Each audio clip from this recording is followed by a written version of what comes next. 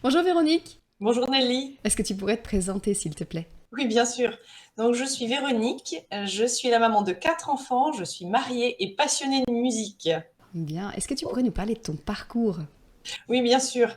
Alors, ça a commencé tôt, ma passion pour la musique, puisque j'ai eu la joie d'avoir une maman musicienne qui m'a mise très tôt sur ses genoux devant un piano. Donc, en fait, voilà, c'était un vrai cadeau que d'avoir ça. Et puis, très naturellement, j'ai continué la musique avec elle. Et je suis rentrée au conservatoire. Et en terminale, j'ai eu la chance de participer à un projet carrément fou, puisque nous avons fait la comédie musicale West Side Story avec mon lycée, dans lequel intervenaient des chanteurs professionnels, des musiciens d'orchestre, et j'ai trouvé ça passionnant. D'ailleurs, j'ai toujours eu la chance d'avoir des professeurs de musique extrêmement brillants, extrêmement passionnants, qui m'ont beaucoup touchée. Et c'est certainement par leur expérience, par leur passion communiquée, que j'ai eu envie, moi aussi, de devenir professeur de musique. Donc après mon bac, eh bien, je suis allée naturellement en musicologie. J'y ai passé 3 années fabuleuses et puis 2 ans pour préparer le concours du CAPES que j'ai obtenu. Et j'ai enseigné 25 ans en collège. Parallèlement à ça, évidemment, j'étais en conservatoire dans lequel j'étais en classe de piano, en classe d'écriture, en classe d'accompagnement et en classe de chant.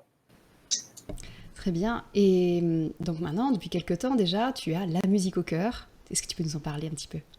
Oui, alors la musique au cœur, c'est un projet personnel qui est né de mon observation des classes. C'est-à-dire que dans la classe, c'est un univers très grand, très large, avec beaucoup d'élèves. On avait des classes avec parfois jusqu'à 30 élèves, donc c'est vraiment beaucoup. Et j'ai été extrêmement attristée de voir que je ne pouvais pas vraiment faire la musique que je souhaitais faire. Cette passion-là, je la transmettais pas.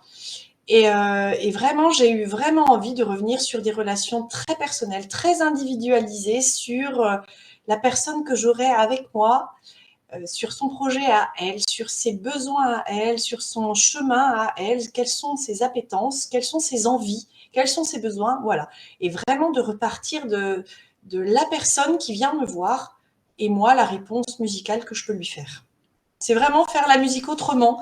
C'est avec bienveillance, avec douceur, avec calme, avec respect, avec joie. Voilà, c'est vraiment prendre du temps pour soi, à deux ou à plusieurs, dans le cadre des petits groupes parfois pour certaines séances.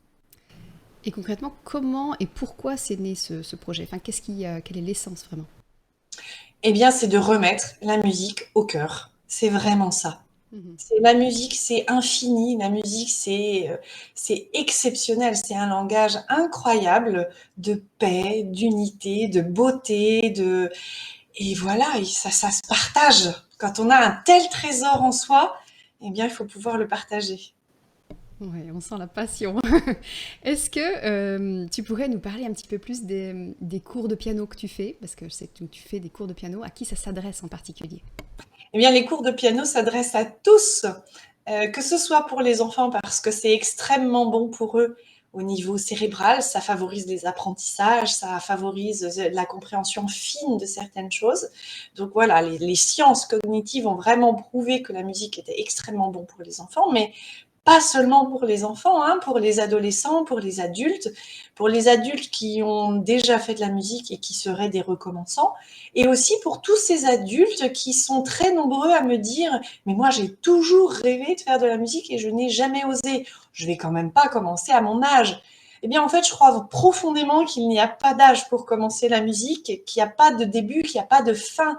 La musique c'est infini. Donc quel que soit le moment où on commence la pratique de la musique, de toute façon, c'est un vrai bénéfice pour soi-même. Et tu fais aussi du coaching vocal. Mais qu'est-ce que c'est le coaching vocal? Est-ce que tu peux nous en parler? À qui ça s'adresse aussi? Alors, le coaching vocal, c'est vraiment plusieurs choses. C'est pour des personnes qui ont un usage non professionnel de leur voix et qui pourraient se fatiguer. Ça peut être aussi pour des étudiants qui préparent des examens. Ça peut être pour des enseignants qui parlent vraiment énormément et qui se fatiguent. Et c'est aussi des cours de chant pour des personnes qui ont simplement envie de chanter. Donc, si je reprends chacun de ces points-là, Pour ceux qui utilisent leur voix, alors je précise vraiment que je ne suis pas un médecin de la voix, je ne suis pas phoniatre, je ne suis pas ORL, donc pour des problèmes médicaux, ce n'est évidemment pas moi qu'il faut venir voir, mais pour ce qui est juste du placement vocal, de prendre conscience qu'on peut avoir un impact vocalement sur sa voix en ayant conscience de son placement vocal, de sa respiration, de sa posture, voilà, de prendre l'espace aussi, puisqu'on a aussi un corps, hein, on n'est pas juste limité à quelques centimètres. Voilà, là, j'ai toute ma place dans le coaching vocal. Et quant au chant, ben voilà, je suis musicienne, donc je peux faire chanter ceux qui ont simplement envie de chanter. Très bien. Et tu as aussi dans tes propositions le chant prénatal. Est-ce que tu peux nous en parler un peu plus? Qu'est-ce que c'est? À quoi ça sert? Pour qui? Etc. Alors, le chant prénatal, c'est une expérience que j'ai fait moi d'abord, il y a quelques années, lorsque j'étais enceinte de ma troisième. Et ça a été une révélation. La révélation que mon corps pouvait vibrer et accompagner ce bébé pour la naissance. Et c'est vraiment un accompagnement à la naissance qui est né de la rencontre de deux femmes, de Marie-Louise Aucher, qui était une chanteuse lyrique, et de Chantal Verdière, qui était sage-femme.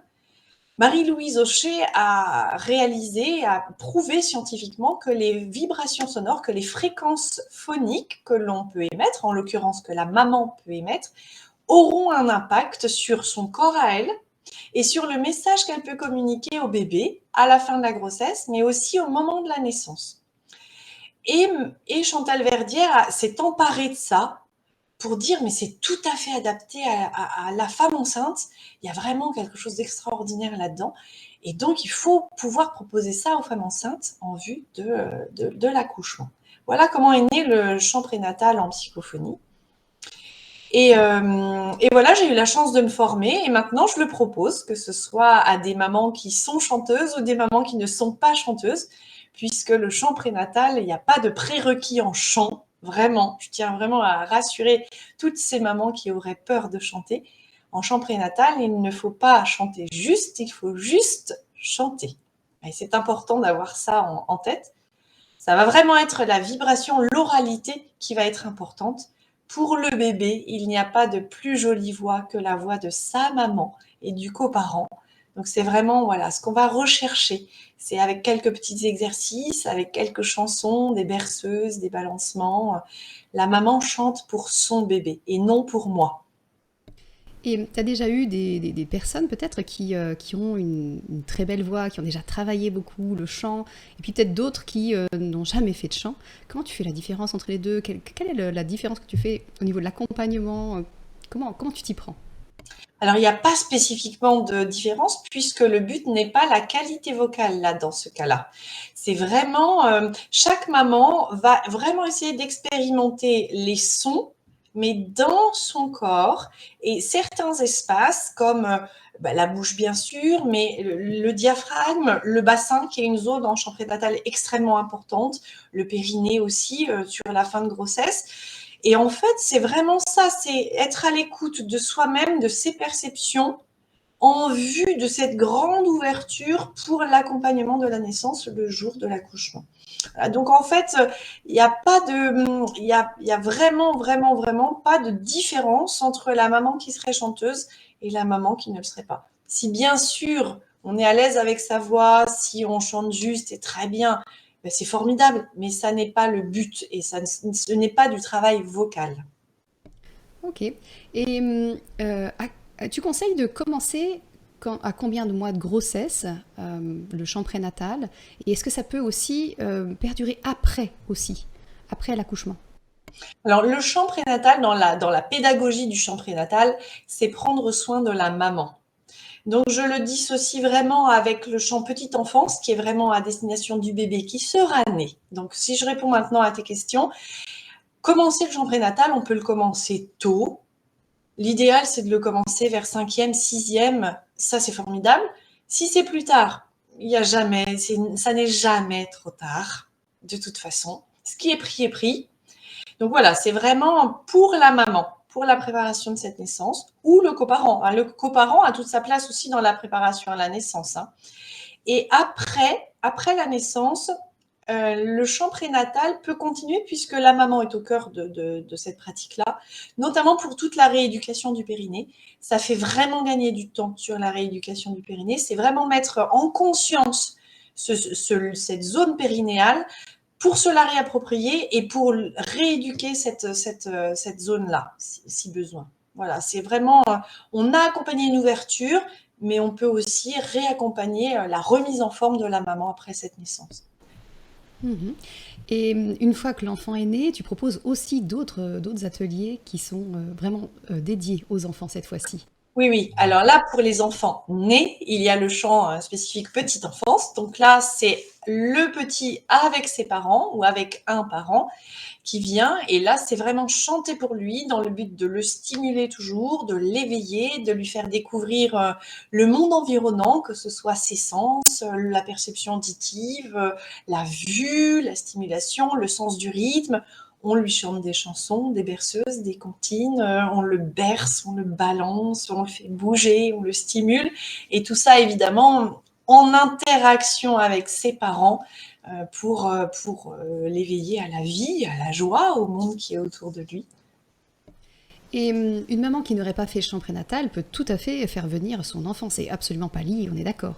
Ah, ça n'est pas lié, non. Non, non, non. Une maman qui aura fait du chant prénatal aura pris soin d'elle. Mais après, il reste à prendre soin de ce petit bébé, l'éveiller vraiment au monde.